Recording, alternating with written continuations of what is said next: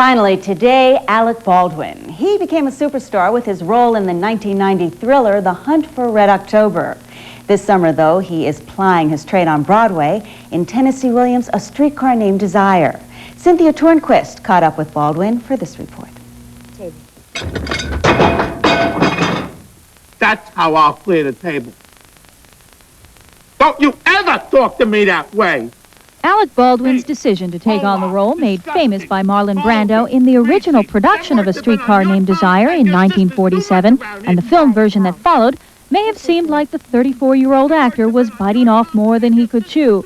But favorable reviews have shown otherwise. New York Times review, and I will quote, says that your Stanley is the first he's seen that doesn't make one long for Marlon Brando. So how does that make you feel?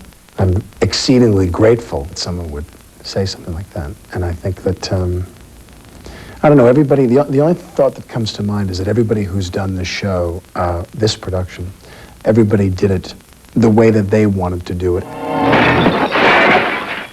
When Brando showed up, he's credited with establishing this kind of a persona for American acting on that day that the show opened. I thought, I didn't even really think about it. I thought, what's going to serve the play and what's going to, what's contemporary? He recently received a Tony nomination for his performance. When I was a kid, I used to fantasize. If I wanted an award as an actor, I'd want to win a Tony.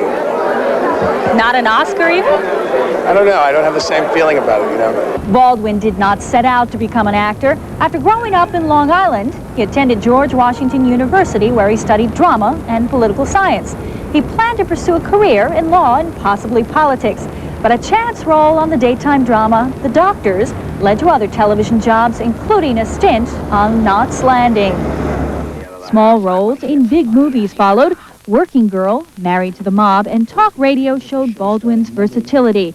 Alec's role as CIA analyst Jack Ryan in The Hunt for Red October in 1990 launched him into leading man status. Remember to cross your arms. Got it? Okay, out you go. But a year later, Baldwin's career got torpedoed by setbacks. Reportedly, he resigned from Henry and June because of fatigue. Then disagreements on the set of Disney's The Marrying Man, a film in which he starred opposite Kim Basinger, pit the actor and his co-star against the studio. Things heated up on and off the set. That was really, you know, creative arguments that mushroomed into like a meltdown. Prior to that happening, I never had a problem in my life. And anybody I ever worked with, I think it was a pleasant experience. Paramount Pictures wanted Baldwin to reprise his role in The Hunt for Red October in the sequel, Patriot Games, with a third film to follow. The film's shooting schedule coincided with Streetcar, and Baldwin insisted on doing both projects.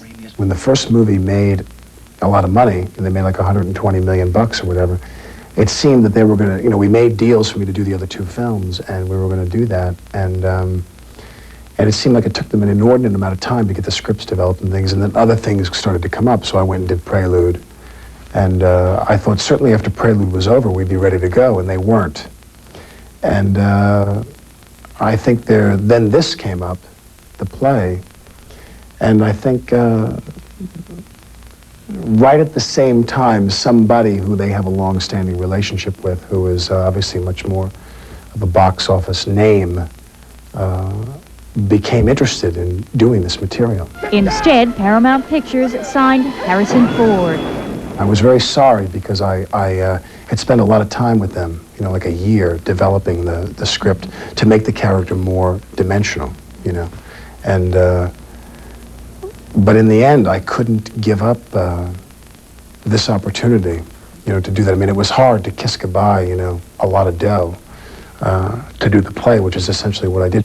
Baldwin lost $10 million as a result and learned a bitter lesson about Hollywood. I can't, you know, kind of grip the wheel and try to make things go the way I want them to go, because you're always going to come across people who are more influential. I mean, that's part of the reason I came back to do the play, because the movie business is,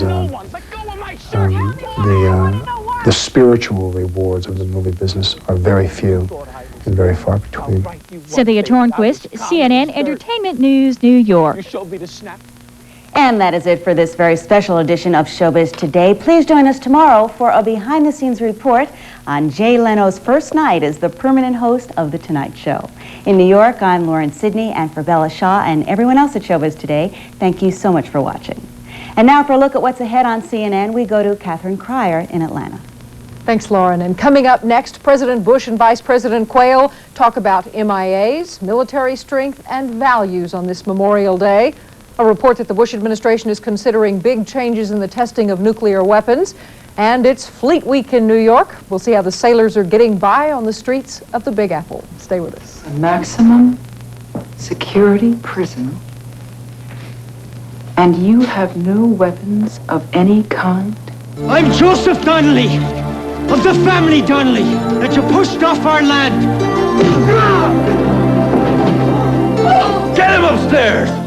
Your face and your fingers are disgustingly greasy. Go wash up and then help me clear the table. That's how I'll clear the table.